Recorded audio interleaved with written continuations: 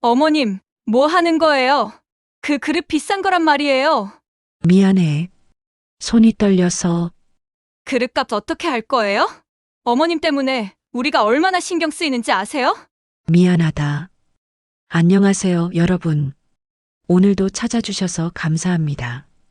오늘 들려드릴 이야기는 남편을 잃고 아들에게 쫓겨나 고향으로 내려간 할머니가 알고 보니 200억 땅 부자였다는 영화보다 더 극적인 실화를 재구성한 내용입니다. 하지만 이 이야기는 단순히 돈과 부류에 관한 이야기가 아닙니다. 가족의 의미, 효도의 진정한 가치, 불효와 용서, 그리고 사랑에 대한 이야기입니다.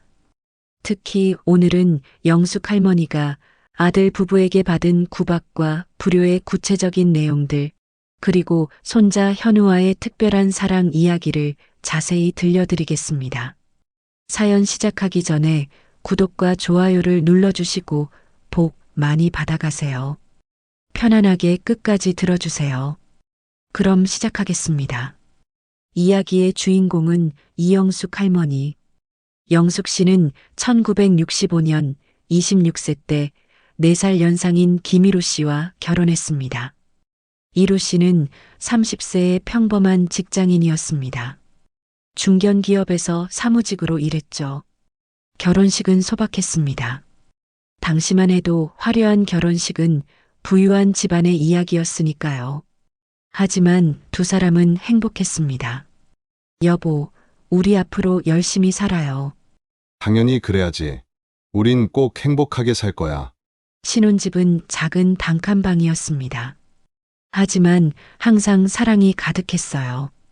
결혼 2년 후인 1967년 첫 아들 인수가 태어났습니다. 이루 씨는 아들을 안고 감격의 눈물을 흘렸어요. 우리 인수 건강하게 잘 키우자. 그리고 다시 2년 후인 1969년 딸 지수가 태어났습니다. 일남일녀를 둔 평범한 가정이었죠. 이루 씨는 성실한 직장인이었어요. 매일 아침 7시에 출근해서 저녁 7시에 퇴근하는 생활을 반복했습니다. 영숙 씨는 아이들을 키우며 집안일을 도맡았습니다. 새벽에 일어나 아이들 아침 준비하고 유치원 보내고 집안 청소하고 나면 빨래하고 저녁 준비하고 쉴 틈이 없었지만 행복했어요.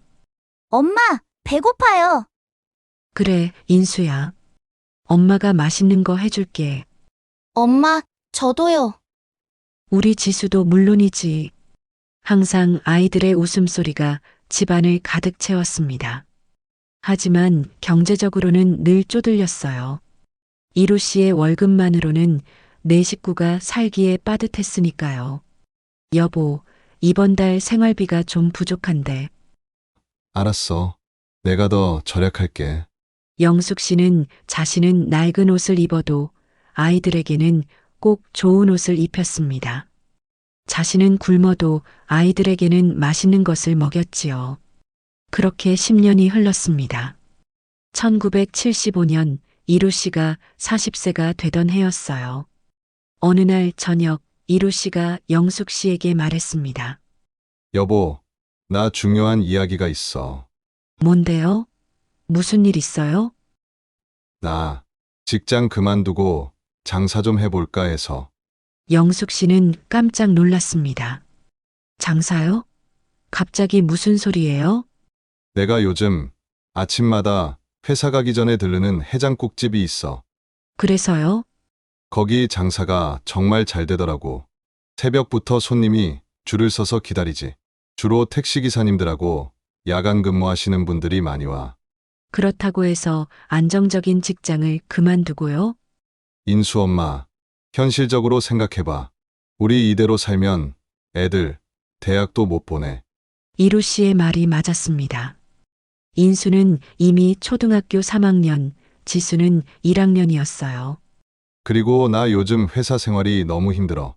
승진도 안 되고 월급도 별로 안 오르고 말이야. 하지만 장사를 한 번도 안 해봤잖아요. 그래서 그 해장국집 사장님한테 배워보려고. 몇 달간 새벽에 일찍 가서 배우면 될 것 같아. 가게 일 좀 도와주면서 말이야. 영숙 씨는 며칠간 고민했습니다. 남편의 마음을 알았어요. 가장으로서 가족을 더 잘 먹여 살리고 싶은 마음, 아이들에게 더 좋은 교육을 시키고 싶은 마음. 여보, 알았어요. 해봐요. 내가 도울게요. 정말이야, 여보? 고마워. 이루 씨는 퇴근 후와 주말마다 그 해장국집에 가서 일을 도왔습니다. 새벽 4시에 일어나 국물 우리는 법을 배우고 선지손질하는 법과 손님 응대하는 법을 배웠습니다. 3개월 동안 열심히 배웠어요. 그리고 1976년 봄 드디어 결심했습니다. 인수 엄마, 이제 시작해봐도 될 것 같아. 그래요. 우리 열심히 해봐요. 부부는 그동안 모은 돈과 은행 대출을 합쳐 서울 변두리에 작은 해장국집을 차렸습니다. 가게 크기는 10평 남짓, 테이블 6개가 전부였습니다. 1호 해장국.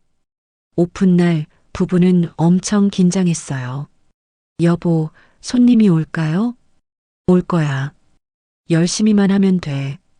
첫날 손님은 딱 3명이 왔습니다. 어서 오세요. 부부는 정성껏 해장국을 끓여 내놓았어요. 이거 국물 맛이 괜찮은데? 여기 새로 생긴 집이지? 맛있네. 작은 칭찬이었지만 부부에게는 큰 힘이 되었어요. 하지만 장사가 잘 되지는 않았습니다. 하루 매출이 3만 원, 5만 원. 전기세, 가스비, 재료비를 빼면 남는 게 거의 없었지요. 이루 씨와 영숙 씨는 하루 서너 시간씩만 잤습니다. 이루 씨는 새벽 3시에 일어나 가게로 갔어요. 국물을 우리고 재료를 손질하고 가게를 청소했습니다. 영숙 씨는 아이들을 학교에 보낸 후 아침 8시쯤 가게로 갔습니다. 설거지, 청소, 장보기, 재료 준비. 집에 돌아가는 시간은 밤 10시가 넘었어요. 아이들은 항상 혼자 저녁을 먹었습니다. 엄마, 언제 와요? 인수야, 미안해. 엄마가 바빠서.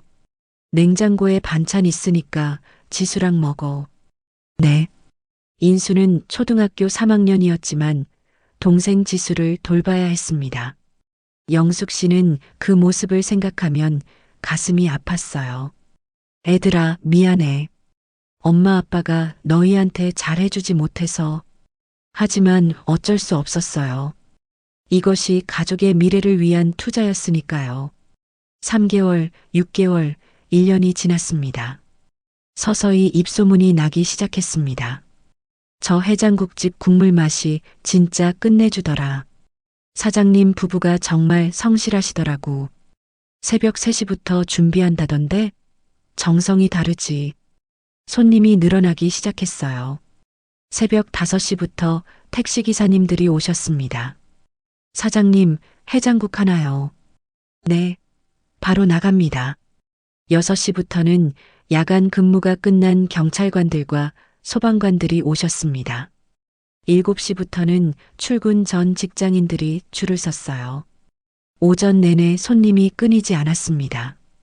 이루 씨의 해장국집은 동네 명소가 되었지요. 매출이 올라가기 시작했어요. 하지만 부부는 번 돈을 한 푼도 허투루 쓰지 않았습니다. 오직 아이들 교육비와 미래를 위해 저축했습니다. 1년, 2년, 그리고 3년. 돈이 모이기 시작했어요. 그리고 1984년 오픈 10년 만에 큰 결심을 했습니다. 가게 근처에 2층짜리 작은 건물이 매물로 나온 것입니다. 인수 엄마, 저 건물 우리가 사면 어떨까? 건물? 돈이 많이 부족할 텐데. 1층에서 장사하고 2층에서 살 수 있어. 월세 안 내도 되고. 하지만 대출을 많이 받아야 할 텐데요. 우리 장사 잘 되고 있잖아. 충분히 갚을 수 있어. 걱정하던 영숙 씨도 결국 동의했습니다. 그래요. 해봅시다. 부부는 그동안 모은 돈 1억 원과 은행 대출 1억 원을 합쳐 총 2억 원의 건물을 샀습니다.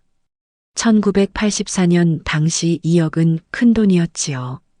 하지만 부부는 확신했습니다. 우리가 열심히 하면 충분히 갚을 수 있을 거야. 건물을 사고 나서 생활이 한결 나아졌어요. 1층에서 해장국집을 운영하고 2층에서 생활했습니다.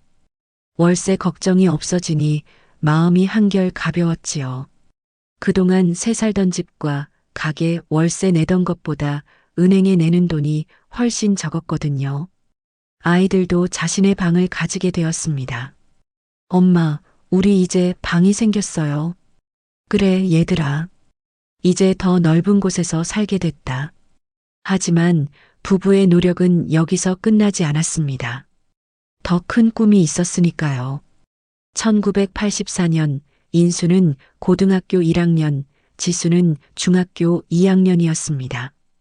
어느 날 저녁 이루 씨가 영숙 씨에게 말했어요. 여보, 우리 애들을 미국으로 유학 보내면 어떨까? 미국 유학이요?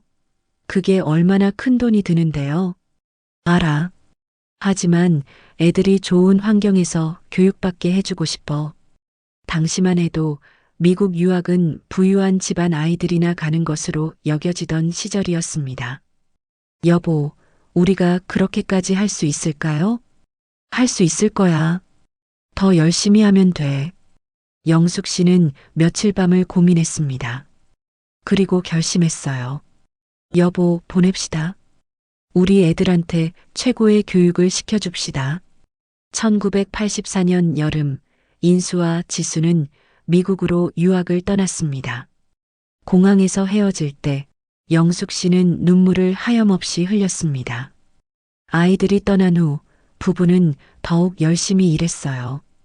유학 비용이 만만치 않았으니까요. 1년에 두 아이에게 2천만 원이 들어갔습니다. 해장국집 매출로는 빠듯했어요. 이루 씨는 새벽 2시에 일어나기 시작했습니다. 1시간이라도 더 벌기 위해서였지요. 영숙 씨도 밤 11시까지 일했습니다. 쉬는 날도 없었어요. 명절에도 가게 문을 열었지요. 여보, 설날인데 하루만 쉽시다. 안 돼. 손님들이 오실 텐데. 그래도 괜찮아. 애들 잘 되는 게 우리 행복이야. 아이들과는 한 달에 한 번만 전화로 통화했습니다. 국제전화 요금이 비쌌기 때문이죠. 엄마, 잘 지내세요? 그래, 인수야. 너는? 건강하니? 네, 공부도 열심히 하고 있어요. 그래, 아들. 우리 인수가 최고다. 전화를 끊고 나면 눈물이 났어요. 애들아, 너무 보고 싶구나. 하지만 참았습니다. 아이들의 미래를 위해서였으니까요. 미국에서 인수는 열심히 공부했습니다. 고등학교를 졸업하고 대학에 들어갔습니다. 지수도 마찬가지였어요.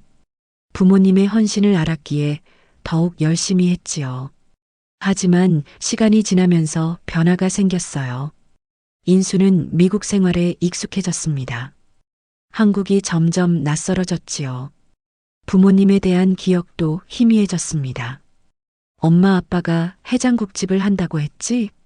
미국 친구들 앞에서는 부모님 직업을 말하기 창피했습니다. 대충 얼버무리고 구체적으로 말하지 않았어요.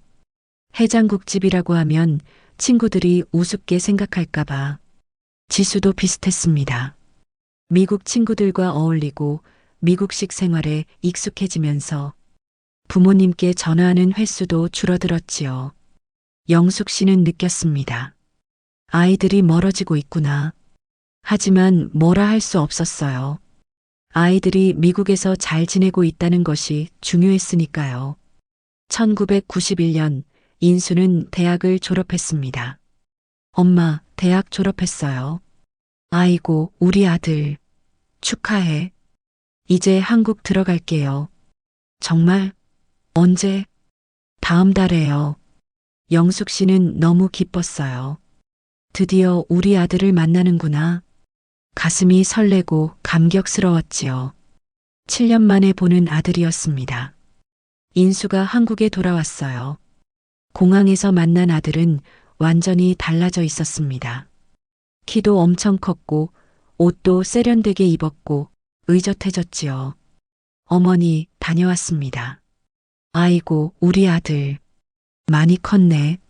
하지만 뭔가 거리감이 느껴졌습니다. 예전의 친밀함이 사라진 것 같았어요. 내가 너무 예민한 건가? 인수는 곧 중소기업에 취직했습니다. 영어를 잘해서 무역 관련 일을 했어요.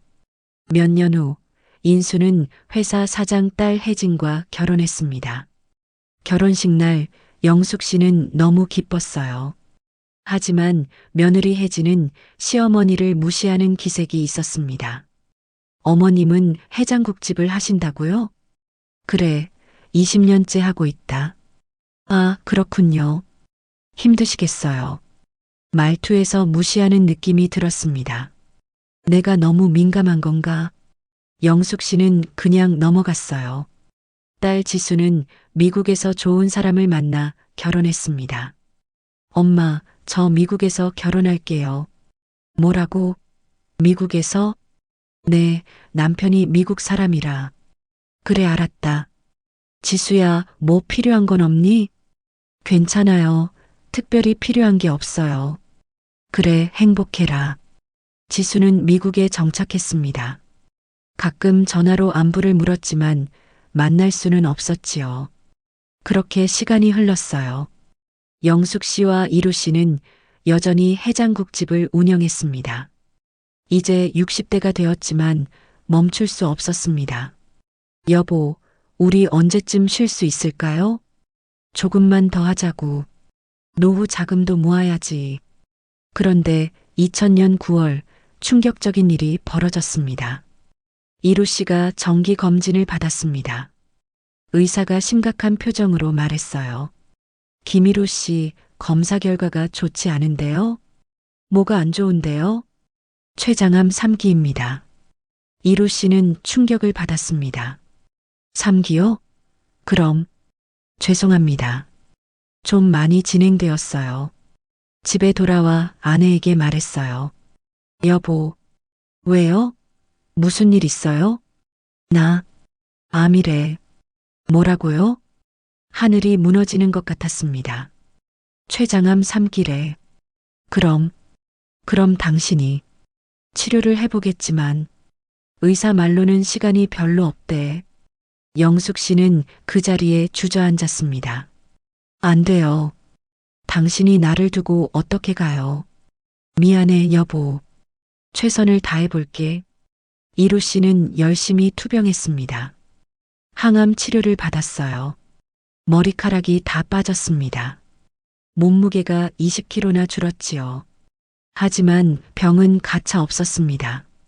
3년간의 투병 끝에 2003년 10월 이루 씨는 68세의 나이로 세상을 떠났습니다. 장례식장은 조문객들로 붐볐습니다.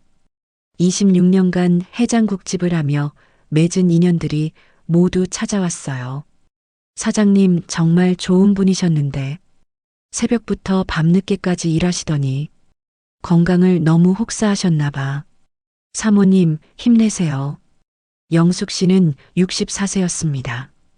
평생을 함께한 남편을 잃고 망연자실했어요. 장례식 내내 눈물만 흘렸습니다. 여보, 나를 두고 어떻게 가요? 아들 인수와 며느리 혜진도 왔습니다. 딸 지수는 미국에서 급히 귀국했어요. 하지만 장례를 치르고 나서 각자 돌아갔습니다. 지수는 미국으로 돌아가야 했고 인수는 회사 일이 있다며 돌아갔지요. 영숙 씨는 다시 혼자가 되었습니다. 해장국집을 계속 운영했어요. 새벽 3시에 일어나 국물을 우렸습니다. 재료를 손질하고 손님을 맞이합니다. 너무 외롭고 힘들었어요. 하지만 멈출 수 없었습니다. 생계를 유지해야 했으니까요. 그런데 장례를 치른 지 6개월 후인 2004년 4월 아들 인수가 찾아왔습니다. 어머니, 잘 지내세요? 그래, 인수야. 어서 와. 제가 오늘 중요한 이야기가 있어서 왔어요. 무슨 이야기? 어머니, 제가 사업을 시작하려고 하는데요. 영숙 씨는 불안한 예감이 들었습니다. 사업? 무슨 사업? IT 사업이에요. 요즘 IT 분야가 대박이거든요. 그런데 돈은 있니? 그게 어머니께 부탁드릴 게 있어서요. 뭔데? 인수는 조심스럽게 말했습니다. 어머니가 사시는 이 건물이랑 제 아파트를 담보로 대출을 받으면 될 것 같아요. 영숙 씨는 깜짝 놀랐습니다. 건물을 담보로? 이건 네 아빠랑 30년간 피땀 흘려 마련한 거야. 이번 사업 성공하면 어머니 편하게 모실 수 있어요. 믿어주세요. 며느리 혜진도 옆에서 거들었습니다. 어머님, 인수 씨가 미국에서 공부도 많이 하고 왔잖아요. 능력 있어요. 그래도 건물을. 어머님, 이번 기회 놓치면 안 될 것 같아요. 제발 도와주세요. 영숙 씨는 고민했습니다. 남편이 돌아가신 지 얼마 안 되어 판단력도 흐려진 상태였지요. 남편이 살아있었다면 뭐라고 했을까? 하지만 우리 아들을 믿어야지. 유학까지 시켰는데 며칠을 고민한 끝에 결정했습니다. 알았다. 하지만 신중하게 해라. 네, 어머니. 감사합니다. 인수는 어머니의 건물과 자신의 아파트를 담보로 은행에서 5억 원을 대출받았습니다. 그리고 친구와 함께 IT 사업을 시작했습니다. 처음 몇 달은 좋았지요. 인수는 자주 연락했어요. 사업 잘 되고 있어요. 그래, 다행이다. 영숙 씨는 안도했어요. 역시 우리 아들이야. 잘하고 있구나. 하지만 6개월이 지나면서 연락이 뜸해졌습니다. 인수야, 요즘 어떠니? 아, 네. 바빠서요, 어머니. 사업은 잘 되니? 네. 잘 되고 있어요. 하지만 목소리에 자신감이 없었어요. 그리고 2006년 6월, 최악의 소식이 들려왔습니다. 인수가 급하게 찾아왔어요. 얼굴이 창백했지요. 어머니, 왜? 무슨 일이야? 사업이 부도났어요.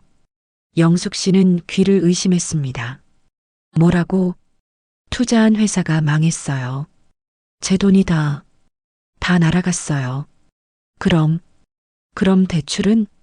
그게 지금은 갚을 방법이 없어요. 눈앞이 캄캄했습니다. 그럼 건물은? 어머니, 죄송해요. 며칠 후 은행에서 연락이 왔습니다. 대출금을 상환하지 못하셔서 담보물을 경매로 처리하겠습니다. 제발 조금만 기다려주세요. 죄송합니다. 이미 연체가 6개월째입니다. 결국 인수의 아파트와 영숙 씨의 건물, 둘 다 경매로 넘어갔습니다. 30년간 피땀 흘려 일궈낸 건물. 남편과 함께 새벽부터 밤늦게까지 일하며 마련한 건물과 가게. 하루아침에 사라졌습니다. 영숙 씨는 하늘이 무너지는 것 같았어요. 이게 무슨 일이야? 남편도 잃고 건물도 잃고 67세 할머니에게 남은 것은 작은 집 하나뿐이었습니다. 남편이 생전에 마련해둔 방 3개짜리 작은 단독주택이었어요. 그나마 이것이라도 있어서 다행이었습니다. 하지만 더 기가 막힌 일은 따로 있었습니다. 집을 잃은 인수 가족은 갈 곳이 없었어요. 어느 날 저녁 인수가 혜진과 아들 현우를 데리고 왔습니다. 어머니, 왜? 무슨 일이니? 저희 갈 곳이 없어요. 인수는 고개를 숙이고 얘기했어요. 어머니 집에서 잠시만. 정말 잠시만 지내면 안 될까요? 영숙 씨는 한숨을 쉬었습니다. 하지만 어쩔 수 없었습니다. 아들 가족을 길거리에 내몰 수는 없었으니까요.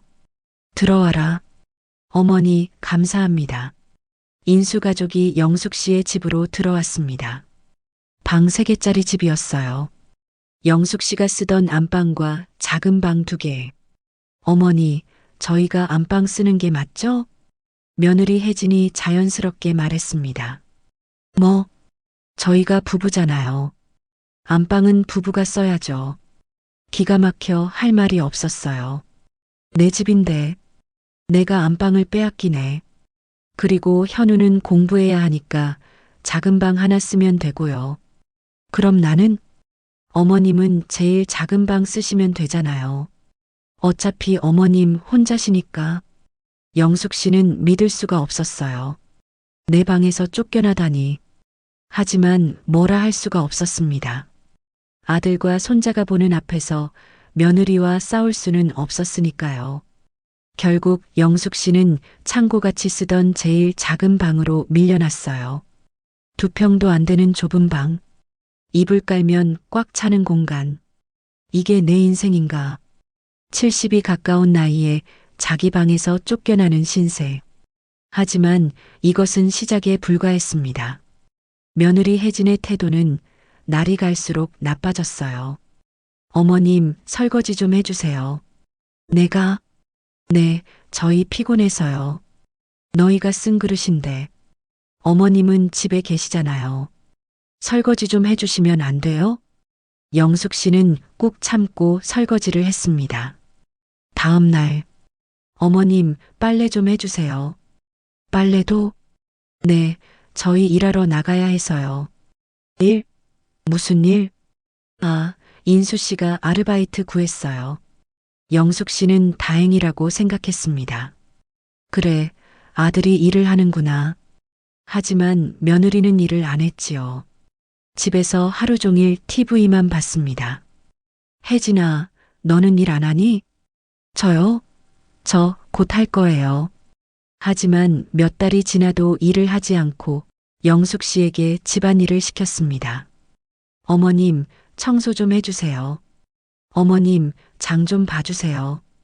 저녁 준비 좀 해주시고요. 영숙 씨는 70이 가까운 나이에 가정부처럼 일했습니다. 새벽에 일어나 아침 준비하고 나서 청소하고 빨래하고 나면 장 보고 또 저녁 준비하고 며느리는 TV만 봤지요. 아들 인수는 아무 말도 하지 않았습니다. 항상 아내 편만 들었어요. 어머니, 혜진이 말이 맞아요. 어머니는 집에 계시는데 집안일 좀 해주시면 안 돼요? 영숙 씨는 가슴이 무너졌어요. 내가 이 아들을 위해 30년을 일했는데, 뼈 빠지게 일해서 미국 유학까지 보냈는데 나를 이렇게 대우해도 되는 건가? 하지만 참고 또 참았습니다. 손자 현우 때문이었습니다. 현우는 착한 아이였어요. 할머니, 괜찮아요? 그래, 현우야.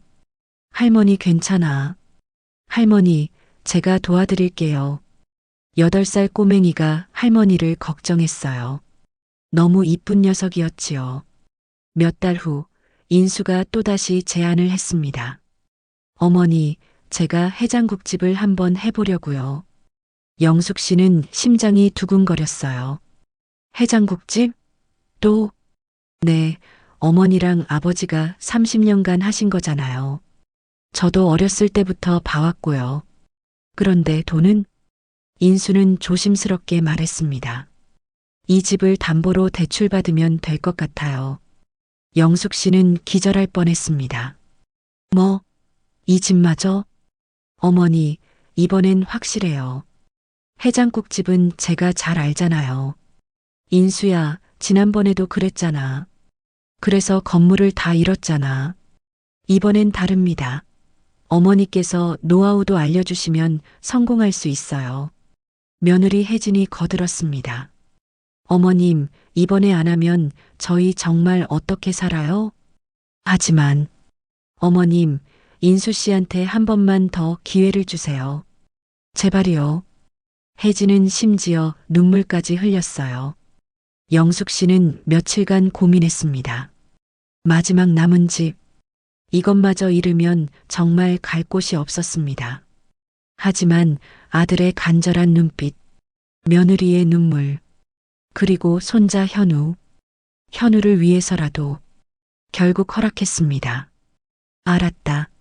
하지만 이번이 정말 마지막이다. 더 이상 도와줄 수 있는 재산도 없다. 네, 어머니. 정말 감사합니다. 집을 담보로 5천만 원을 대출받았어요. 인수는 작은 해장국집을 열었습니다. 영숙 씨는 30년간 쌓은 모든 노하우를 알려주었지요. 국물은 이렇게 우려야 된다. 최소 6시간은 끓여야 깊은 맛이 나. 뼈는 이렇게 손질하고, 선지는 이렇게 준비하는 거야. 손님 응대는 항상 친절하게. 영숙 씨는 자신이 아는 모든 것을 알려주었습니다. 그리고 직접 가게에 나가 일을 도왔어요. 70이 가까운 나이에도 불구하고 새벽 4시에 일어났습니다. 가게로 나가 국물을 우리고 재료를 손질했습니다. 손님을 직접 맞이했어요. 영숙 씨의 손맛과 노하우 덕분에 가게는 조금씩 손님이 늘기 시작했습니다. 이 집 맛있네. 국물이 진짜 깊은 맛이 나. 사장님 부부가 젊은데 실력이 좋네요. 손님들은 인수 부부를 칭찬했습니다. 정작 뒤에서 모든 것을 준비한 사람은 영숙 씨였는데 말이죠. 처음 3개월은 영숙 씨가 거의 모든 일을 했습니다. 인수와 혜진은 사장 노릇만 했어요. 하지만 장사가 조금씩 잘 되기 시작하자 변화가 생겼습니다. 시작한 지 4개월째 되던 날이었어요. 며느리 혜진이 영숙 씨에게 말했습니다. 어머님, 오늘은 집에서 쉬세요. 왜? 내가 가서 도와줘야지. 아니에요. 저희 둘이서 할 수 있어요. 하지만 너희가 아직? 어머님, 저희 이제 다 배웠어요. 혼자 할 수 있어요. 영숙 씨는 불안했지만 그날은 집에 있었습니다. 다음 날도 같은 말을 들었습니다. 어머님, 오늘도 쉬세요. 인수야, 정말 괜찮겠니? 네, 어머니. 괜찮아요. 일주일이 지났습니다. 영숙 씨는 가게에 가지 못했어요. 불안했습니다. 애들이 제대로 하고 있을까? 어느 날 몰래 가게에 가봤습니다. 충격적인 광경이 펼쳐졌어요. 국물 맛이 달라져 있었습니다. 인수야, 국물을 왜 이렇게 우렸어? 시간이 너무 짧잖아. 그렇게 오래 끓이면 가스비가 너무 많이 나와요. 하지만 맛이 괜찮아요. 손님들이 모르더라고요. 한숨이 나왔습니다. 재료도 싼 것으로 바뀌어 있었어요. 혜진아, 이 선지는 품질이 안 좋은데? 어머님, 이게 더 싸요. 이익을 남겨야죠. 하지만 맛이, 어머님은 너무 완벽주의세요. 적당히 하면 돼요. 영숙 씨는 답답했습니다. 이러다가 장사 망하겠구나. 예상대로 한 달 후부터 손님이 줄기 시작했습니다. 어라? 이 집 맛이 예전 같지 않은데? 국물이 싱거워진 것 같아. 재료가 바뀐 것 같은데? 손님들이 하나둘씩 발길을 끊었습니다. 영숙 씨가 걱정했어요. 인수야, 다시 예전 방식으로 하는 게 어떠니? 괜찮아요. 일시적인 거예요. 하지만 매출은 계속 떨어졌지요. 인수는 초조해했습니다. 왜 손님이 안 오는 거야? 스트레스가 쌓였어요. 그 스트레스는 영숙 씨에게로 향했지요. 어느 날 저녁 식사 시간이었습니다. 영숙 씨가 식탁에 앉으려고 했을 때였어요. 어머님은 저쪽 작은 상에서 드세요. 혜진이 차갑게 말했습니다. 뭐라고? 저희끼리 식사하고 싶어서요. 믿을 수가 없었어요. 같은 집에 살면서 밥상을 따로따로. 혜진아, 그게 무슨 소리니? 어머님, 저희도 프라이버시가 필요해요. 인수는 아무 말도 하지 않았습니다. 아내 편만 들었어요. 영숙 씨는 작은 상에 혼자 앉아 밥을 먹었습니다. 눈물이 났어요. 내가 무슨 죄를 지었길래. 다음 날부터 반찬도 달라졌어요. 인수 가족은 좋은 반찬을 먹었습니다. 고기와 생선, 신선한 채소. 어머님, 이거 어제 남은 거예요. 버리기 아까우니까 드세요. 먹다 보니 맛이 이상했어요. 이거 상한 거 아니니? 괜찮아요. 배탈이 났습니다. 하루 종일 화장실에 왔다 갔다 했습니다. 하지만 며느리는 관심도 없었어요. 어머님, 약 사드세요. 그게 전부였지요. 겨울이 왔습니다. 영숙 씨의 작은 방은 너무 추웠어요. 난방이 잘 안 되는 방이었지요. 혜진아, 방이 너무 추운데 난방 좀 켜줄 수 있니? 그 방까지 난방하면 난방비가 너무 많이 나와요. 하지만 너무 추워서 이불 더 덮으세요. 할 수 없이 이불을 여러 장 덮고 잤습니다. 감기에 걸렸어요. 기침이 멈추지 않았습니다. 인수야, 나 병원 좀 데려가 줄래? 저 바빠요. 기침이 너무 심해서. 약국 가서 약 사드세요. 영숙 씨는 할 수 없이 기침약을 사 먹고 견뎠지요. 그리고 집안일은 계속되었습니다. 어머님, 설거지 안 하셨어요? 지금 하려고 했는데. 빨래는 왜 안 하셨어요? 몸이 좀 안 좋아서. 청소도 안 하셨네요? 영숙 씨는 아파도 쉴 수가 없었습니다. 며느리가 계속 일을 시켰으니까요. 어느 날 설거지를 하다가 그릇을 깨뜨렸습니다. 쨍그랑 손이 떨려서였어요. 어머님, 뭐 하는 거예요? 혜진이 소리쳤습니다. 미안해. 손이 떨려서. 그 그릇 비싼 거란 말이에요. 미안하다. 어머님 때문에 우리가 얼마나 신경 쓰이는지 아세요? 영숙 씨는 아무 말 못하고 고개를 숙였습니다. 더 심한 학대는 따로 있었어요. 며느리는 영숙 씨를 손님들 앞에서 구박을 하기 시작했습니다. 영숙 씨가 가게에 가면 아이 참 어머님, 집에 계시라니까요. 여기 오시면 방해된다고요. 제발 말 좀 들으세요. 손님들이 보는 앞에서 자주 창피를 당했습니다. 어느 날 영숙 씨가 가게에 가서 손님에게 인사를 했어요. 안녕하세요. 또 오셨네요? 혜진이 달려왔습니다. 어머님, 손님한테 인사하지 마세요. 왜? 그냥 하지 마시라니까요. 가게에 나오시지 말라니까 왜 자꾸 말을 안 들으세요? 손님들이 다 보는 앞에서 이렇게 면박을 줬어요. 너무 창피해서 그냥 집으로 돌아왔습니다. 눈물을 흘리며 집에 돌아와도 쉴 수가 없었어요. 저녁 준비 안 하셨어요? 어머님, 이거 좀 치워주세요. 영숙 씨는 68세의 하녀처럼 일했습니다. 새벽 5시에 일어나 아침 준비와 집안 청소, 빨래와 장보기, 손자 학교 데려다 주기, 저녁 준비와 설거지.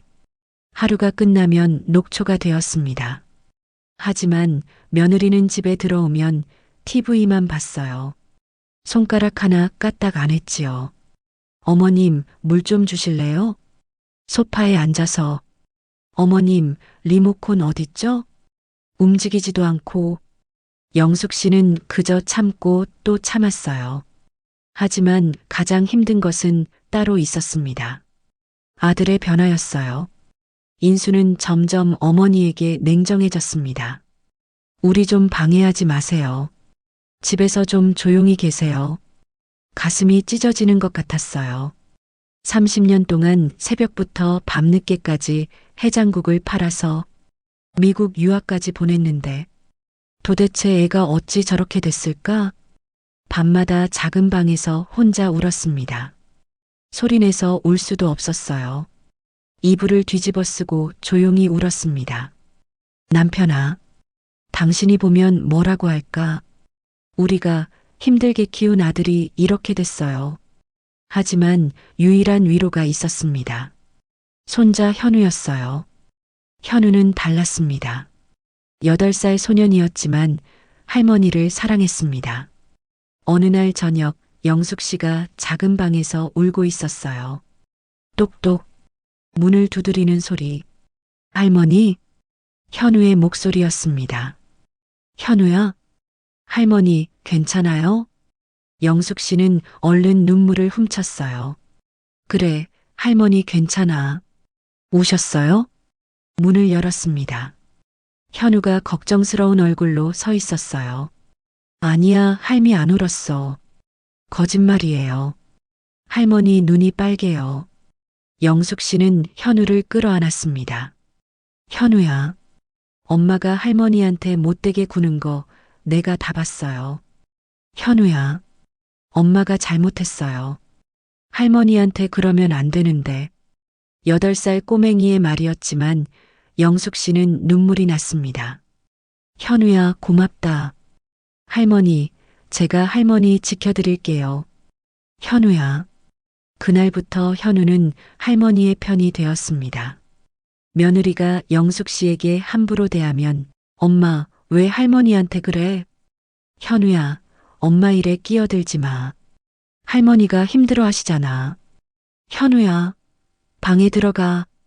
현우는 벌을 받았어요. 하지만 포기하지 않았지요. 몰래 할머니 방으로 가서 위로했습니다. 할머니, 괜찮아요? 현우야, 할미 때문에 벌 받았잖아. 미안해서 어떡하니? 괜찮아요. 할머니를 위해서니까. 영숙 씨는 현우가 너무 기특했습니다. 어느 날 아파서 누워 있었을 때였어요. 감기가 심해져서 열이 많이 났었지요. 며느리는 신경도 쓰지 않았습니다. 어머님, 저녁 준비 안 하실 거예요? 미안해. 몸이 너무 안 좋아서. 그럼 우리 굶어요? 배달 시켜 먹어라. 배달은 돈 들어가잖아요. 며느리는 짜증을 냈습니다. 그런데 현우가 나타났어요. 엄마, 내가 라면 끓여줄게. 뭐? 할머니가 아프시잖아. 내가 해줄게. 8살 소년이 라면을 끓였습니다. 서툴렀지만 정성껏 끓였어요. 그리고 할머니 방으로도 가져왔습니다. 할머니, 라면 끓였어요. 드세요. 현우야. 고맙다. 할머니, 많이 아프세요? 괜찮다. 제가 약 사다 드릴게요. 할미가 지금 돈이 없는데. 저 돈 있어요. 현우는 자신의 용돈으로 할머니께 약을 사다 드렸습니다. 영숙 씨는 눈물이 났어요. 우리 손자가 천사구나. 학교에서 돌아오면 항상 할머니를 찾았습니다. 할머니, 다녀왔어요. 현우야, 어서 와. 할머니, 오늘 학교에서 이런 일이 있었어요. 현우는 할머니에게 학교 이야기를 들려주곤 했어요. 친구들 이야기와 선생님 이야기, 그리고 재미있었던 일들. 현우의 이야기를 들으면 행복했습니다. 현우는 항상 할머니를 도와드렸어요. 할머니, 제가 설거지 해드릴게요. 현우야, 괜찮아. 할머니가 할게. 아니에요. 제가 하고 싶어요. 함께 설거지를 했습니다. 할머니와 손자. 작은 행복이었어요. 주말에는 함께 장을 보러 갔습니다. 할머니, 제가 무거운 거 들어드릴게요. 현우야, 고마워. 할머니, 이거 사실래요? 할머니가 좋아하시는 거잖아요. 아니야, 현우야. 제가 사드리고 싶어요. 현우는 용돈을 모은 돈으로 할머니께 작은 선물을 사드렸습니다. 영숙 씨는 그런 손자의 마음이 너무 고마웠어요. 어느 날 현우가 학교에서 상을 받아왔습니다. 할머니, 저 오늘 상 받았어요. 정말? 무슨 상? 효행상이요. 선생님이 제가 할머니한테 효도한다고 상 주셨어요. 영숙 씨는 왈칵 눈물이 났습니다. 아이고, 내 새끼. 우리 현우가 최고야. 할머니, 이거 할머니 덕분이에요. 아니야, 현우야. 네가 착해서 받은 거야. 하지만 며느리는 현우가 못마땅했습니다. 현우야, 넌 왜 항상 할머니 편을 들어? 우리 가족이잖아요. 너 말대답하니? 엄마가 할머니한테 못되게 구는 게 잘못된 거예요. 며느리는 손을 올렸습니다. 네가 감히 엄마한테 대들어? 영숙 씨가 달려와서 말렸어요. 혜진아, 아이한테 왜 그래? 어머님은 상관하지 마세요.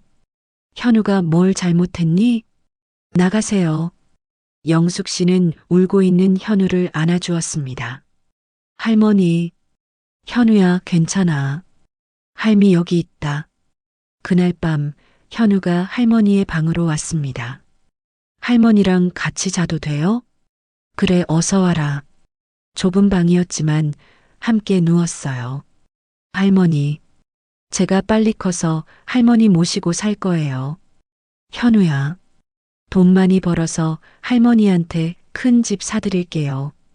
고마워, 현우야. 엄마 아빠한테는 안 줄 거예요. 할머니한테만 드릴 거예요. 웃음이 나왔어요. 현우는 할머니의 생일도 챙겼습니다. 11월 15일 영숙 씨의 생일이었어요. 아들도 며느리도 관심 없었습니다. 하지만 현우는 기억했지요. 할머니, 생일 축하해요. 현우가 작은 케이크를 들고 왔습니다. 이게 뭐니? 생일 케이크예요.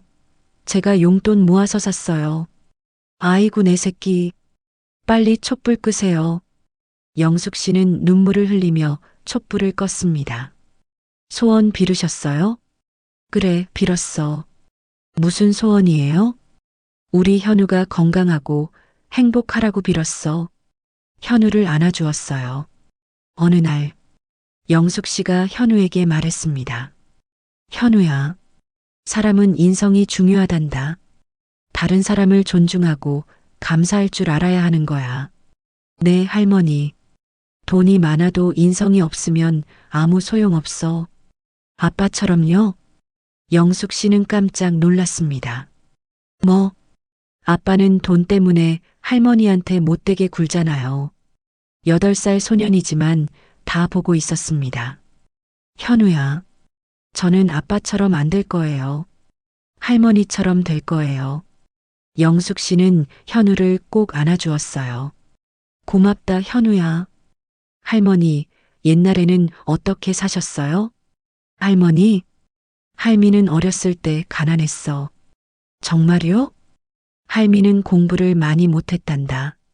중학교만 졸업했지. 그래도 할머니는 대단해요. 왜? 할머니가 아빠를 미국 유학까지 보내셨잖아요. 그랬지. 할머니가 열심히 일하셨기 때문이에요. 저도 할머니처럼 열심히 살 거예요. 현우는 할머니를 진심으로 좋아했어요.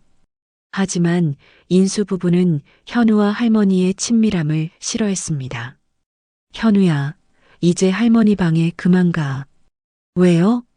너 할머니랑 너무 친하게 지내는 거 아니니? 할머니가 좋은데요?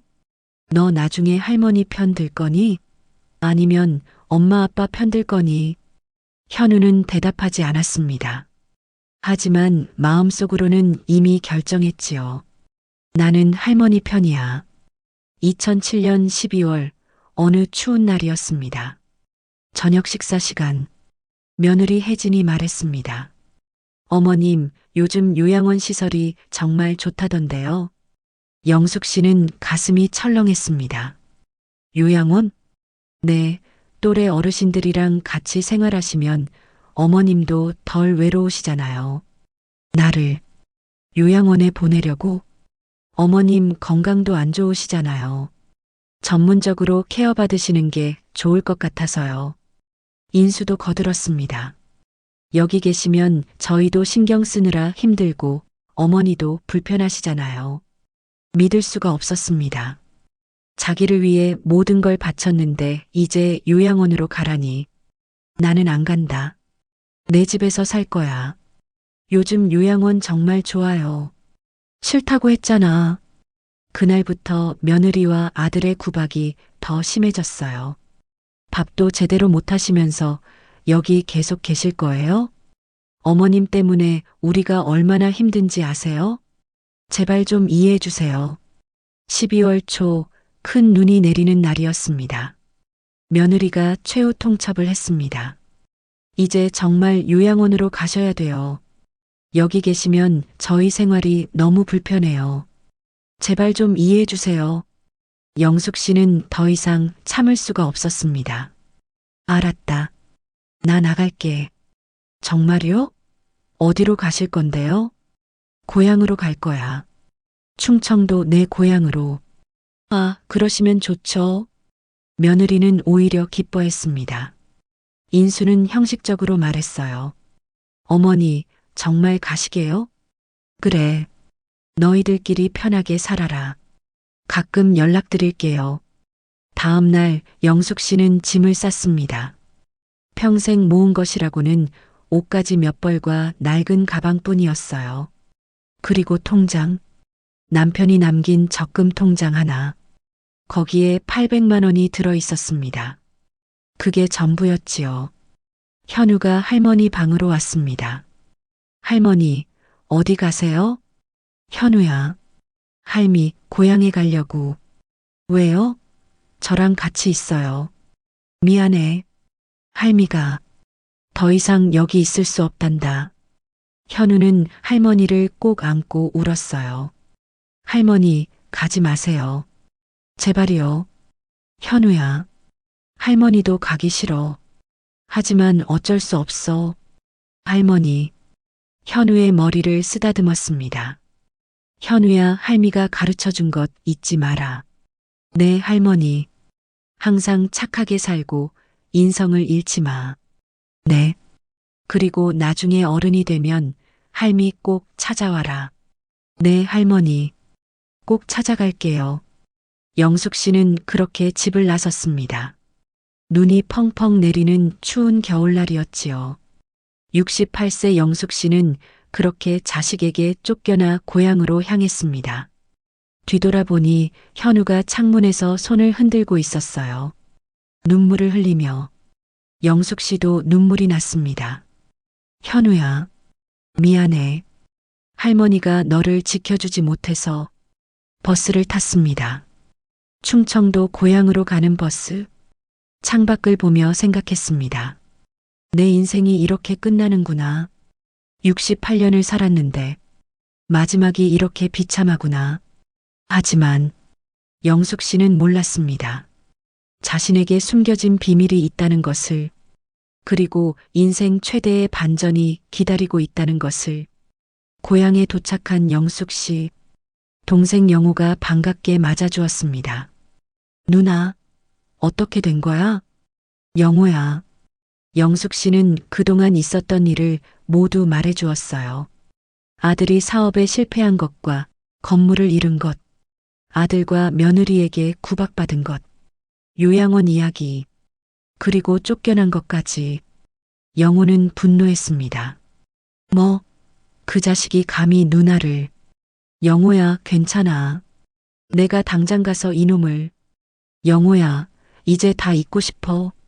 영호는 분노의 주먹을 쥐었지만 참았습니다. 누나, 여기서 나랑 같이 살자. 내가 모실게. 고맙다, 영호야. 영숙 씨는 동생과 함께 살기 시작했습니다.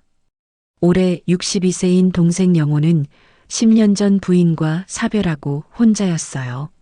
아들이 하나 있는데 3년 전에 결혼해서 독립했습니다. 작은 시골집이었지만 평화로웠어요. 동생의 농사일을 도우며 평온하게 지냈지요. 마음의 상처를 치유하는 시간이었습니다. 1년이 흘렀습니다. 2008년 11월 충격적인 소식이 들려왔어요. 정부 충청도 지역 신도시 개발 발표. TV 뉴스에 크게 나왔습니다. 영호가 흥분해서 영숙 씨에게 왔습니다. 누나, 큰일 났어. 왜? 무슨 일이야? 우리 땅이 신도시 개발 지역에 포함됐어. 뭐? 영숙 씨는 깜짝 놀랐어요. 누나, 기억하지? 20년 전에 우리가 산 땅. 그래. 3,000평? 그게 개발 지역에 딱 들어갔어. 영호는 지도를 펼쳤습니다. 빨간색으로 표시된 개발 지역.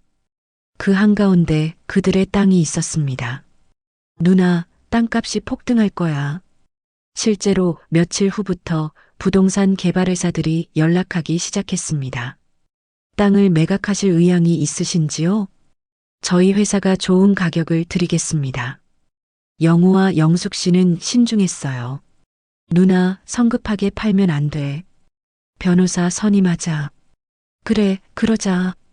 변호사를 선임했어요. 그리고 여러 개발회사와 협상을 진행했습니다.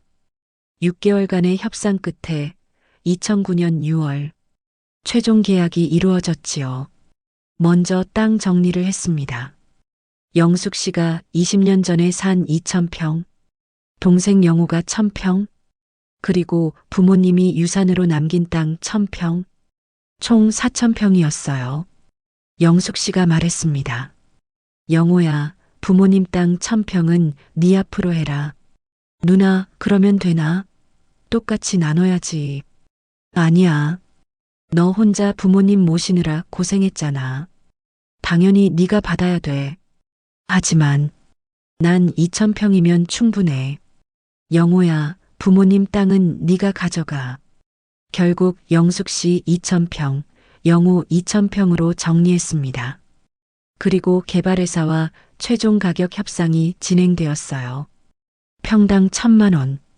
20년 전 10만 원이던 땅이 100배가 뛴 것입니다. 영숙 씨가 200억 원과 동생 영우 200억 원 계약서에 사인했습니다. 며칠 후 통장에 돈이 입금되었어요. 200억.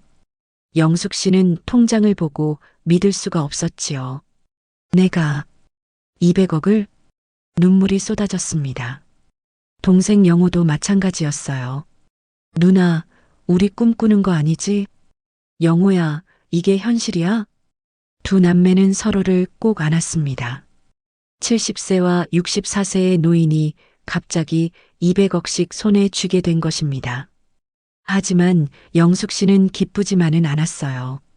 아들 인수가 떠올랐으니까요. 영우가 말했습니다. 누나, 이제 어떻게 할 거야? 인수한테 연락할 거야?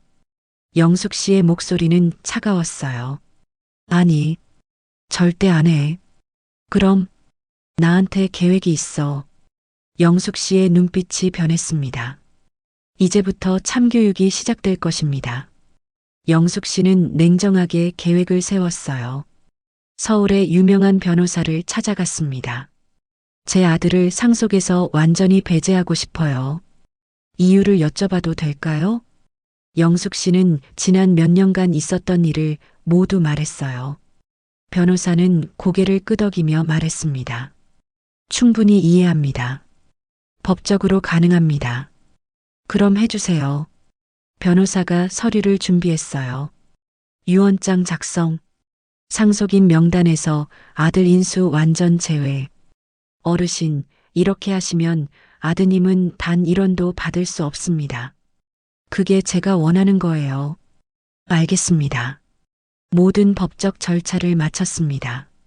다음은 아들이 새들어 있는 건물을 매입하기로 하였어요. 8층짜리 건물이었지요. 건물주가 이미 매물로 내놓은 상태였습니다. 50억에 나와 있었어요. 영숙 씨는 부동산 중개인을 통해 비밀리에 매입했습니다. 전액 현금으로 구매하시겠다고요? 네. 조건은 제가 건물주라는 사실을 세입자들에게 알리지 말아주세요. 알겠습니다. 며칠간 협상 후 48억에 매입했어요. 영숙 씨는 이제 아들이 새들어 사는 건물의 건물주가 되었습니다. 아들 인수는 까맣게 몰랐지요. 며칠 후 영호의 아들 진수를 불렀습니다. 진수야, 너 해장국집 해보지 않겠니? 해장국집이요? 그래. 고모가 30년간 쌓은 노하우를 다 가르쳐 줄게. 하지만 저는 경험이 없는데요. 괜찮아. 처음부터 끝까지 다 가르쳐 줄게. 진수의 아내 미선도 좋은 사람이었어요. 고모님, 저희가 할 수 있을까요? 할 수 있어. 너희 둘 다 성실하잖아. 영숙 씨는 계획을 설명해 주었어요. 자신이 산 8층 건물의 1층 100평 전체를 리모델링할 것과 최신식 주방 설비와 깨끗하고 넓은 공간을 갖추는 것, 그리고 30년의 노하우를 알려주기로 하였습니다. 고모님, 감사합니다. 진수야, 이건 투자야. 고모는 너희가 반드시 성공할 거라고 믿는다. 리모델링이 시작되었습니다. 3개월간의 공사였어요. 그동안 영숙 씨는 진수 부부에게 모든 것을 가르쳤습니다. 국물은 절대 서두르면 안 돼. 최소 8시간은 끓여야 한다. 뼈는 이렇게 손질하고, 선지는 꼭 당일 나온 신선한 걸로만 써야 된다. 손님 응대는 항상 정성을 다해야 하고, 진수 부부는 열심히 배웠습니다. 새벽부터 밤늦게까지 노트에 꼼꼼히 기록했습니다. 고모님, 이렇게 하는 게 맞나요? 그래, 잘하고 있어. 영숙 씨는 보람을 느꼈어요. 이렇게 가르침을 잘 받는 사람들도 있구나. 인수는 왜 이렇게 못했을까? 2010년 12월, 이루할매 해장국 1호점을 오픈했습니다. 상호에는 돌아가신 남편 이름을 넣었어요. 여보, 하늘에서 지켜봐 주세요. 오픈 첫날부터 손님이 몰려들었습니다. 영숙 씨의 진짜 실력이 들어간 해장국. 이 집 국물 맛 진짜 끝내준다. 30년 전통이래. 역시 다르네. 진수 부부는 정말 열심히 했습니다. 새벽 3시에 일어나 준비하고 밤 10시까지 일했어요. 단 하루도 쉬지 않았습니다. 손님 한 분 한 분께 정성을 다했지요. 3개월 만에 대박이 났습니다. 길게 줄 서서 기다리는 손님들. 여기 자리 없어요? 죄송합니다. 조금만 기다려주세요. 6개월 후 2호점도 오픈했어요. 1년 후 5개 매장을 더 오픈했고 2년 후엔 서울 전역에 10개 매장이 생겨났습니다. 이루할매 해장국은 서울에서 유명한 프랜차이즈가 되었습니다. 고모님 정말 감사합니다. 네가 열심히 해서 잘 되는 거야. 고모님 덕분에 저희 인생이 바뀌었어요. 앞으로도 정직하게만 장사해라. 네, 꼭 그렇게 하겠습니다. 영숙 씨와 영호는 전략적으로 부동산을 매입했습니다. 신도시 근처의 건물들, 앞으로 가치가 오를 곳들. 2년 동안 영숙 씨는 고향의 3개 건물을 더 샀습니다. 영호도 건물 2개를 샀어요. 그리고 두 남매는 임대 사업을 시작했습니다. 월세 수입만으로도 매달 수천만 원. 영숙 씨와 영호는 그 지역의 유지가 되었어요. 저분들이 건물을 여러 채 가지고 계신데 대단하신 분들이야. 하지만 영숙 씨는 결코 교만하지 않았습니다. 여전히 검소하게 살았어요. 누나, 이제 좋은 옷 좀 사 입어. 괜찮아, 영호야. 이거 입을 만해. 차도 좀 사서 타고 다니시고. 필요 없어. 버스가 더 편하다. 영숙 씨는 매일 건물들을 관리하고 이곳에 있는 진수의 가게를 돌아보고 나면 동생과 차를 마시며 이야기를 나눴습니다. 72세가 되었지만 그 어느 때보다 활기찼습니다. 한편 아들 인수는 어떻게 되었을까요? 어머니가 고향으로 떠난 후 처음에는 좋았습니다. 여보, 이제 시어머니 없으니까 편하네. 혜진이 좋아하며 말했어요. 하지만 문제가 생기기 시작했습니다. 영숙 씨가 없으니까 해장국 맛이 떨어지기 시작했습니다. 왜 손님이 계속 줄어드는 거야? 모르겠어요. 항상 똑같이 하는데. 하지만 똑같지 않았습니다. 국물 우리는 시간을 줄였어요. 재료도 싼 것으로 바꿨지요. 손님한테도 불친절했습니다.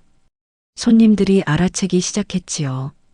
이 집 맛이 예전 같지 않네. 하나둘씩 발길을 끊었습니다. 매출이 급감했어요.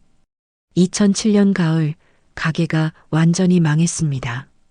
여보, 우리 어떻게 해? 다른 곳으로 옮겨서 다시 해보자.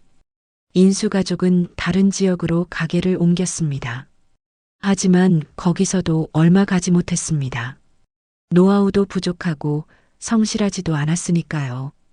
게다가 인수는 또 다른 사업에 손을 댔습니다. 이번엔 카페를 해볼까? 당신 해장국집도 안 되는데. 이번엔 다를 거야. 카페도 실패했어요. 빚만 쌓였습니다.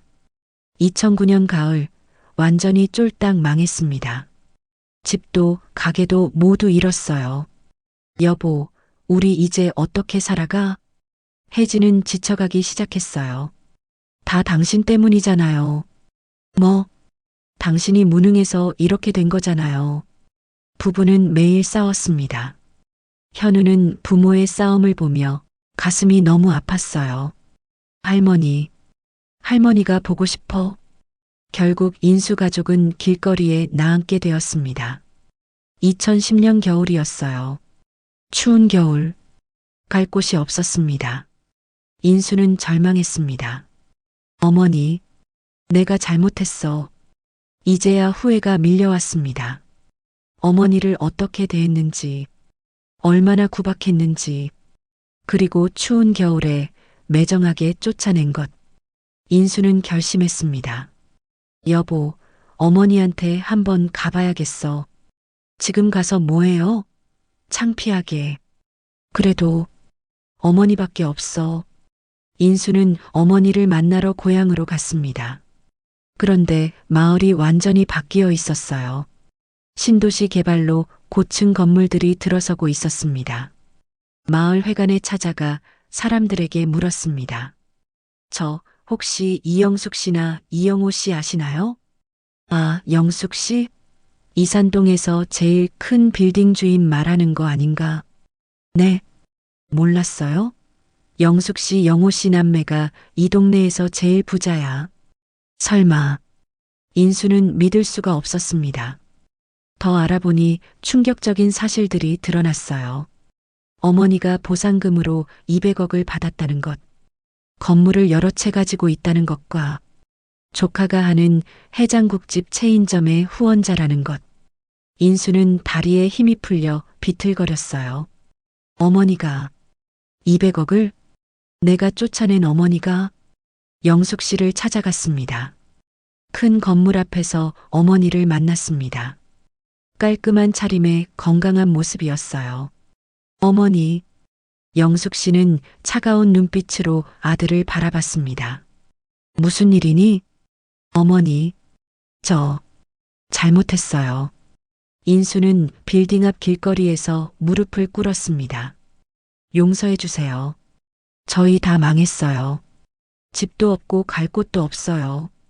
그래서 제발 도와주세요. 제가 잘못했어요. 영숙 씨는 냉정했습니다. 인수야, 넌 날 어떻게 대했니? 어머니, 나를 쫓아냈잖아. 요양원으로 보내려고 했잖아.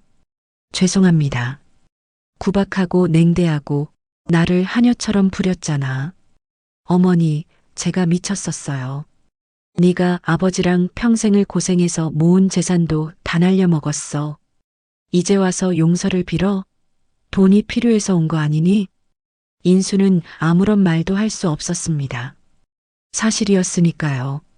인수야, 넌 이미 내 아들이 아니야. 법적으로도 상속인에서 제외시켰어. 내 재산 단 1원도 못 받아. 어머니, 제발 돌아가라. 다시는 내 앞에 나타나지 마.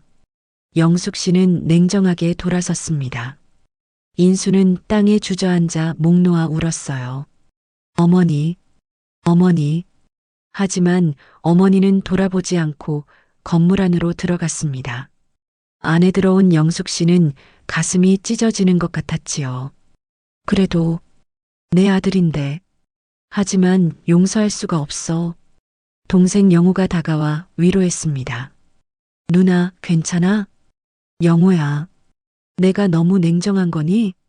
아니야, 누나. 잘했어요. 그리고 인수가 추운 거리에 주저앉아 절망에 빠져 있을 때 삼촌 영호가 조용히 나타났습니다.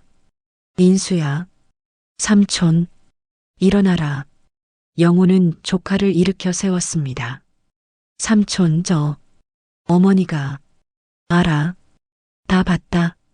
저 어떻게 하면 좋아요? 영호는 한숨을 쉬었습니다. 인수야, 네가 어머니한테 어떻게 했는지는 아니? 네. 정말 잘못했어요. 네 어머니가 너 공부시키느라 얼마나 고생했는지도 알아? 죄송해요. 나도 누님 편이야. 너를 용서하고 싶지 않아. 하지만 영호는 잠시 망설이다 말했습니다. 그래도 넌 내 조카다. 누님의 아들이고. 삼촌, 서울에 내가 운영하는 주유소가 있는데 거기서 일해볼래? 정말요? 대신 조건이 있다. 성실하게 일해야 된다. 그리고 네 어머니한테 한 짓 평생 뉘우쳐라. 네. 삼촌, 감사합니다. 영호는 인수를 서울의 자신의 주유소에서 일하게 해주었어요. 작은 월세방도 하나 얻어주었습니다. 하지만 누나에게는 비밀로 했지요. 인수는 주유소에서 세차 일을 시작했습니다. 처음으로 제대로 된 육체 노동을 하는 것이었어요. 추운 겨울에도 더운 여름에도 차를 닦았습니다. 손님들에게 고개 숙여 인사하고 열심히 일했어요. 처음에는 너무 힘들었지요. 내가 왜 이런 일을. 손은 거칠어지고 허리도 많이 아팠어요. 하지만 선택의 여지가 없었습니다. 그리고 시간이 지나면서 깨닫기 시작했습니다. 어머니는 30년간 이렇게 일하셨구나. 새벽부터 밤 늦게까지 자식을 위해. 후회가 밀려왔습니다. 어느 날 세차를 하다가 손을 다쳤습니다. 피가 났어요. 인수는 자신의 손을 보며 생각했습니다. 어머니 손은 얼마나 거칠었을까. 30년 동안 왈칵 눈물이 났습니다. 며느리 혜진도 많이 변했어요. 근처 식당에서 설거지 일을 시작했지요. 처음으로 남의 집 설거지를 하는 것이었어요. 많이 후회하고 반성하는 시간을 보내고 있었습니다. 현우는 13세가 되었습니다. 할머니와 헤어진 지 벌써 4년이 지났지요. 하지만 할머니를 한시도 잊은 적이 없었어요. 부모가 몰락하는 것을 보며 깨달았습니다. 할머니 말씀이 맞았어. 인성이 중요하다고. 정직하게 살아야 한다고. 현우는 결심했습니다. 나는 부모님처럼 안 될 거야. 할머니처럼 살 거야. 어느 날 현우는 부모 몰래 할머니를 찾아가기로 했습니다. 인터넷으로 찾아봤어요. 충청도 신도시 할머니가 계신 곳. 방학을 이용해 버스를 타고 갔습니다. 마을에 도착해서 사람들에게 물어봤어요. 저 이영숙 할머니 아세요? 아, 영숙 씨? 저기 큰 빌딩 보이지? 거기 가봐라. 고마워요. 큰 건물 앞에 섰어요. 떨렸습니다. 할머니가 나를 기억하실까? 나를 만나주실까? 용기를 내서 건물에 들어갔습니다. 1층 로비에서 직원에게 물었어요. 저 이영숙 할머니 찾는데요. 어떤 용건이세요? 저는 손자예요. 직원이 놀랐습니다. 손자님이시라고요? 네. 잠시만 기다리세요. 직원이 전화를 했습니다. 몇 분 후 엘리베이터에서 할머니가 내려오셨어요. 할머니, 4년 만에 보는 할머니. 현우는 달려가 할머니를 안았습니다. 영숙 씨는 깜짝 놀랐어요. 현우야? 할머니, 보고 싶었어요. 눈물이 났습니다. 현우야, 내 새끼. 할머니, 그동안 연락 못 드려서 미안해요. 아니야, 현우야. 괜찮아. 영숙 씨는 손자를 안고 한참을 울었습니다. 잠시 후 현우를 자신의 사무실로 데려갔어요. 넓고 깨끗한 사무실. 앉아라. 네, 할머니. 어떻게 여기까지 왔니? 할머니가 너무 보고 싶어서요. 부모님은 아시니? 아니요. 몰래 왔어요. 현우를 자세히 봤습니다. 4년 사이에 많이 자라 있었어요. 키도 크고 얼굴도 의젓해졌지요. 하지만 옷은 낡았고 신발도 많이 해져 있었어요. 현우야, 요즘 어떻게 지내니? 현우는 정직하게 말했습니다. 할머니, 저희 많이 힘들어요. 아빠 가게도 망하고 집도 잃고 지금은 작은 월세방에 살아요. 아빠는 주유소에서 일하시고 엄마는 식당에서 설거지하세요. 영숙 씨는 가슴이 아팠습니다. 손자가 그렇게 힘들게 살고 있다니. 현우는 계속 말했어요. 하지만 할머니, 괜찮아요. 뭐가? 아빠 엄마가 이제 달라졌어요. 달라졌어? 네. 이제 할머니한테 잘못했다고 말씀하세요. 매일 후회하시고요.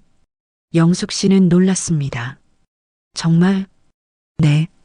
아빠가 할머니한테 잘못했다고 자주 우세요. 엄마도 시어머니한테 못된 짓 많이 했다고 후회하시고요. 영숙 씨는 복잡한 마음이 들었습니다. 현우가 할머니 손을 잡으며 얘기했어요. 제가 할머니께 약속드릴게요. 무슨 약속? 저는 부모님처럼 안 될 거예요. 현우야, 저는 할머니께서 가르쳐 주신 대로 살 거예요. 정직하게, 성실하게, 인성 있게.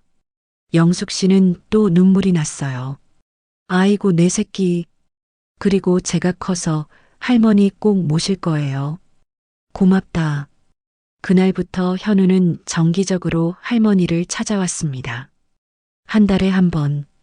부모 몰래. 영숙 씨는 현우를 만날 때마다 기뻤습니다. 현우야, 학교는 잘 다니니? 네, 할머니. 열심히 공부하고 있어요. 성적은? 반에서 3등이에요. 우리 현우 최고야. 영숙 씨는 현우에게 용돈을 주었습니다. 현우야, 이거 받아라. 너무 많아요. 괜찮아. 할미가 주고 싶어서 주는 거야. 감사합니다, 할머니. 하지만 영숙 씨는 단순히 용돈만 주지 않았어요. 인성 교육을 계속했지요. 현우야, 돈이 많다고 교만하면 안 돼. 항상 겸손하고 다른 사람을 존중해야 한다. 네, 꼭 그렇게 할게요. 현우는 할머니의 가르침을 마음에 새겼습니다. 영숙 씨는 현우의 교육도 지원했습니다. 현우야, 학원은 다니니? 아니요. 돈이 없어서. 그럼 다녀야지. 할머니가 보내줄게. 할머니가 학원비 대줄게. 영숙 씨는 현우의 학원비를 대주기 시작했어요. 하지만 부모에게는 비밀로 했습니다. 현우야, 부모님한테는 내가 아르바이트에서 번 돈이라고 해.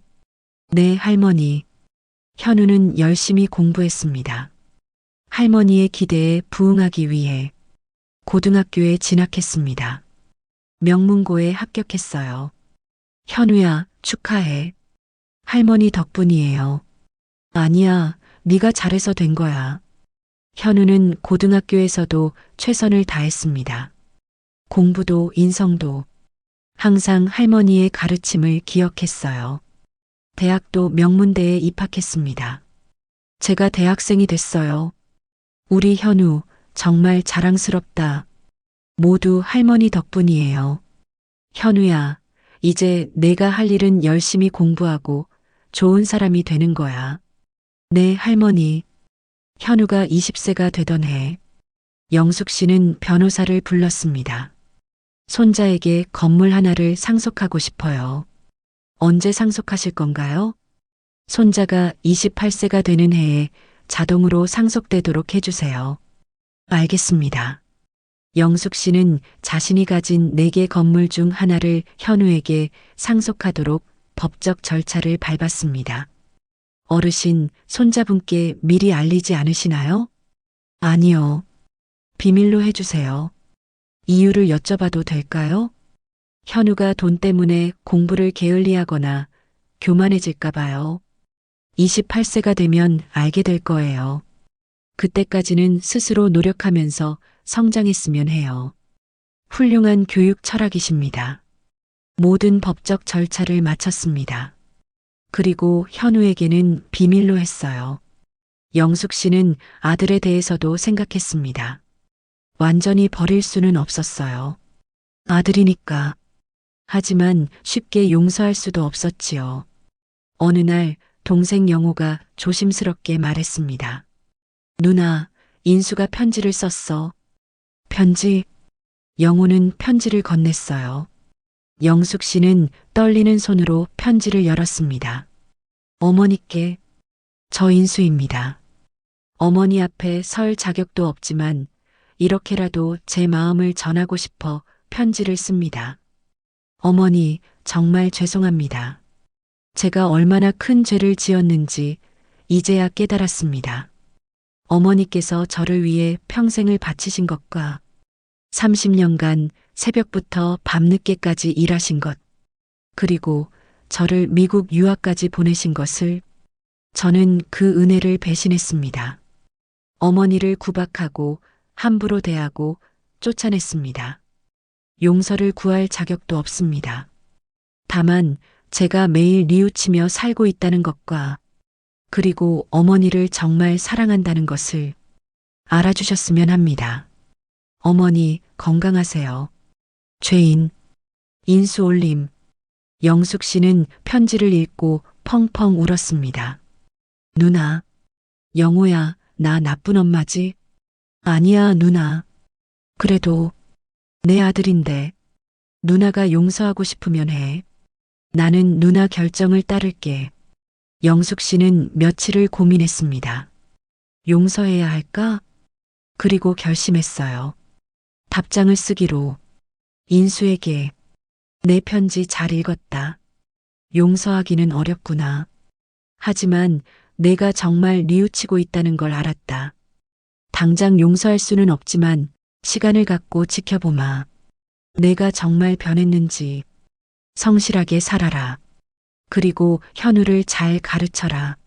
내가 받지 못한 인성교육을 현우에게는 해주렴. 엄마가 영호를 통해 편지를 전달했습니다. 인수는 답장을 받고 펑펑 울었어요. 어머니, 감사합니다. 완전한 용서는 아니었지만 희망의 문이 조금 열린 것입니다. 조카 진수의 해장국집은 계속 성장했습니다. 5년 만에 전국에 50개 매장, 대형 프랜차이즈가 되었습니다. 하지만 진수는 결코 영숙 씨를 잊지 않았어요.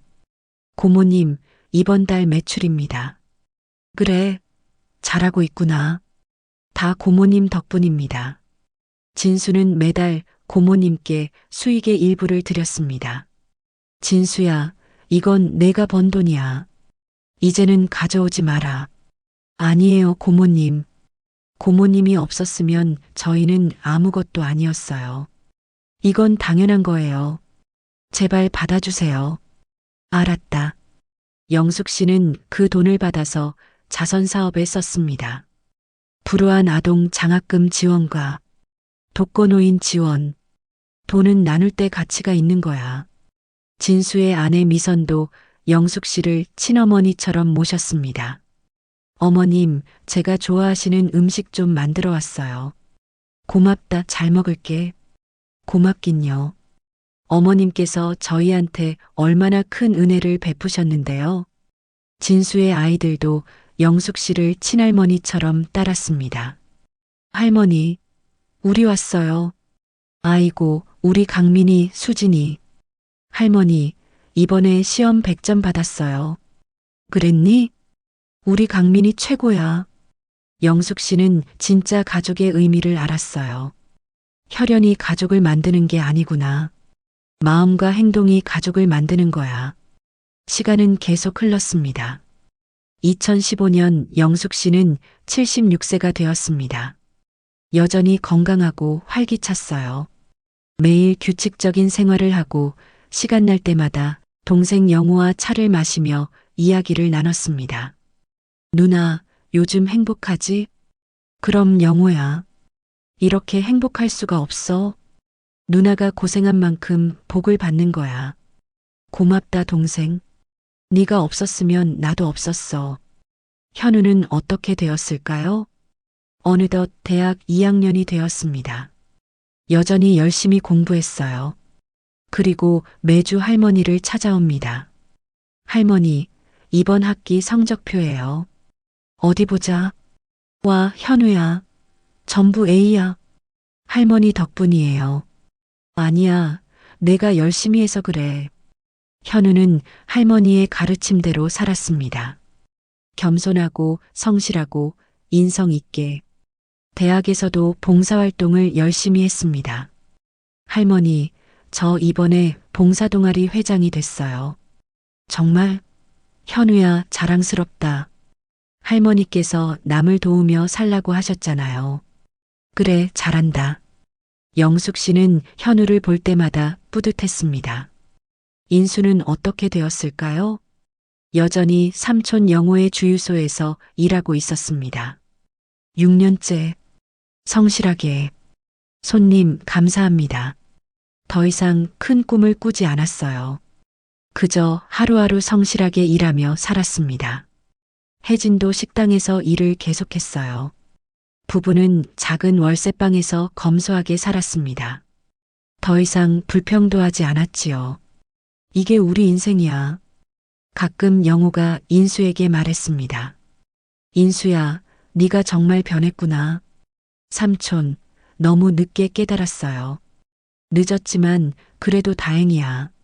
삼촌, 제가 언젠가 어머니께 용서받을 수 있을까요? 모르겠다.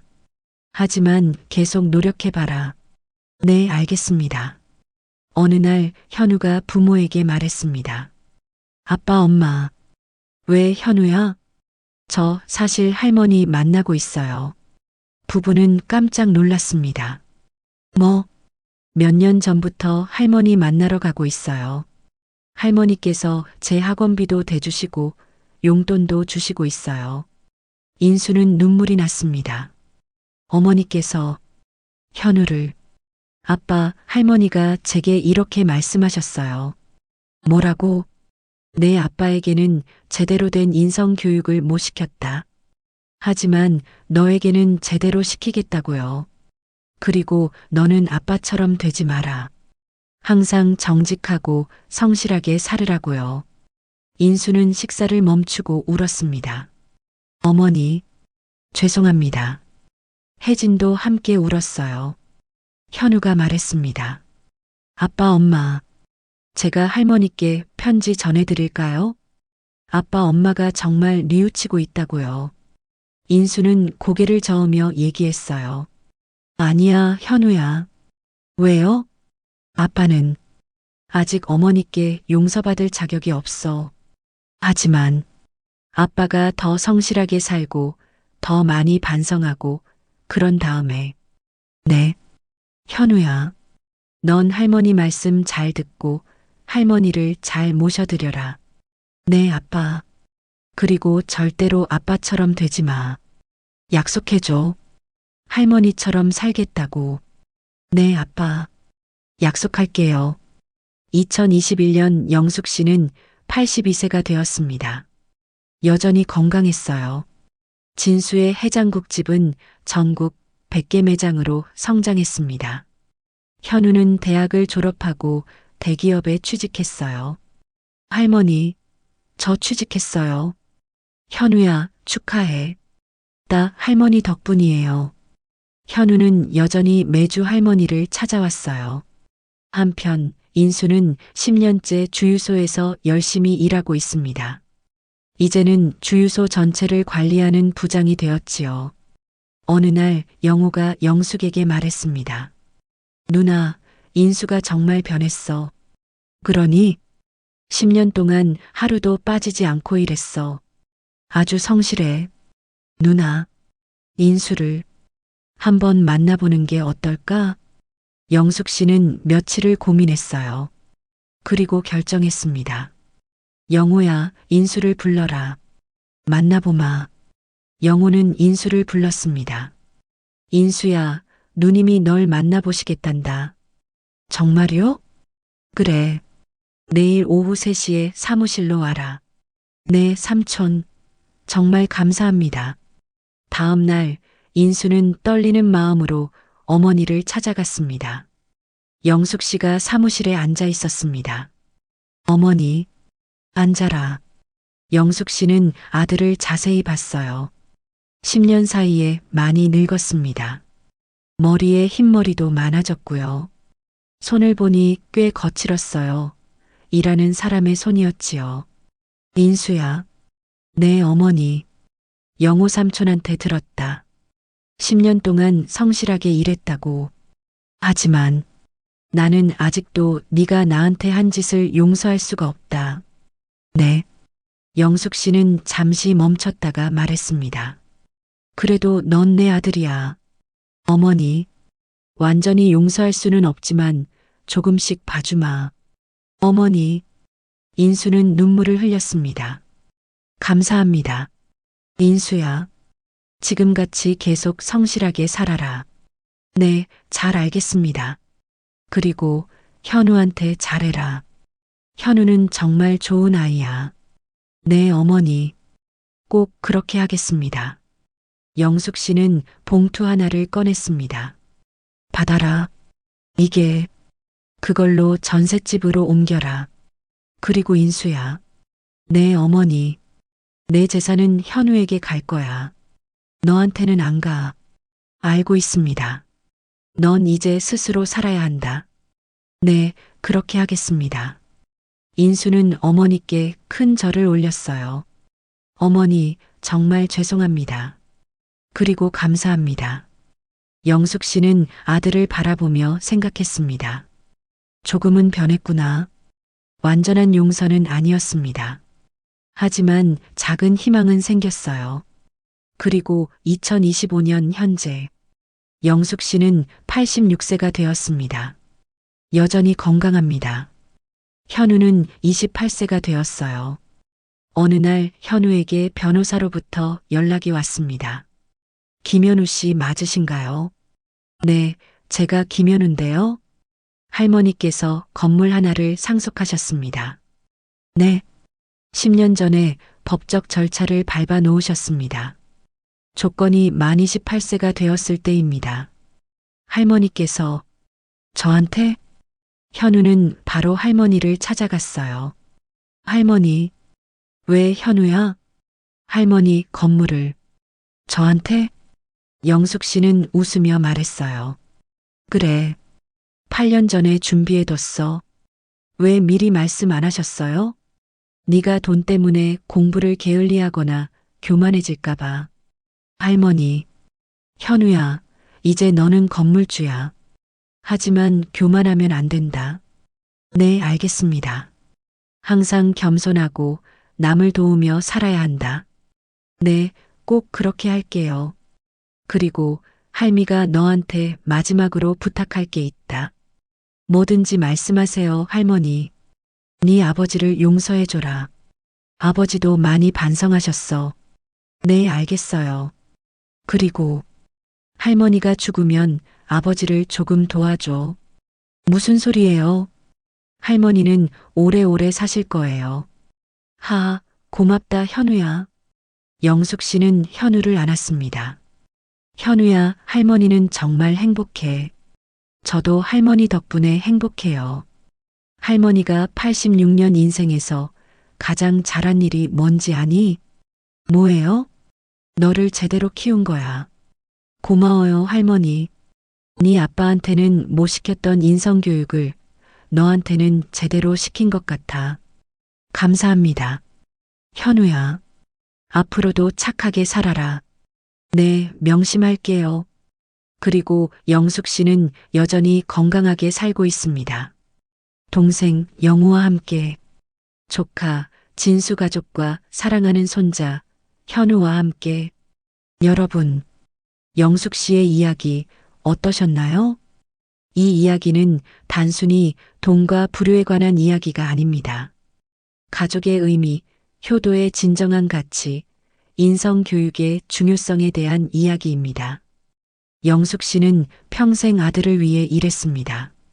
힘들게 일하며 해장국을 팔아 아들을 미국 유학까지 보냈습니다. 하지만 아들은 어머니를 배신했어요. 구박하고 냉대하고 쫓아냈습니다. 왜 그랬을까요? 인성교육이 부족했기 때문입니다. 영숙 씨는 아들에게 지식교육은 시켰지만 인성교육은 제대로 하지 못했지요. 그 결과가 인수였습니다. 하지만 손자 현우에게는 달랐어요. 철저한 인성 교육을 했습니다. 그리고 현우는 훌륭하게 자랐습니다. 교육에서 가장 중요한 것은 인성입니다. 아무리 좋은 대학을 나와도 인성이 없으면 소용이 없어요. 그리고 이 이야기는 효도에 대해서도 생각하게 합니다. 효도는 부모가 부자일 때만 하는 것이 아닙니다. 부모가 가난하고 힘들 때 더욱 중요합니다. 인수는 어머니가 돈이 없을 때 쫓아냈지만 돈이 있다는 걸 알고 찾아왔습니다. 그것은 효도가 아니라 이기심입니다. 또한 이 이야기는 인과응보를 보여줍니다.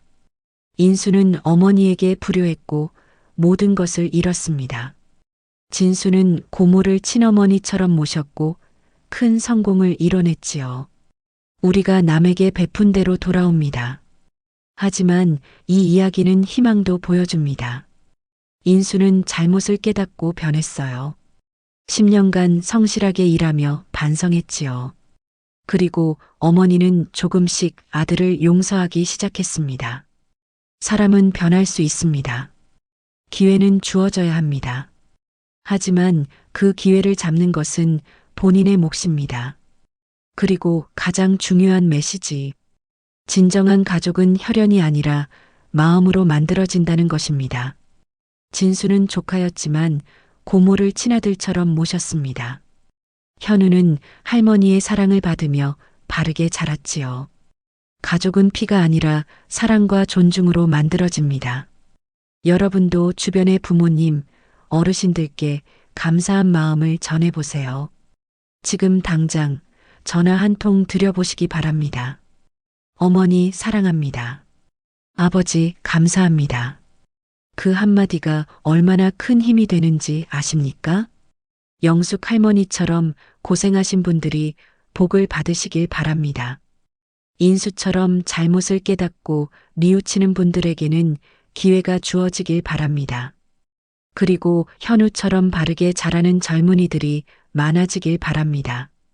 오늘 하루, 효도하는 하루가 되시길 바랄게요.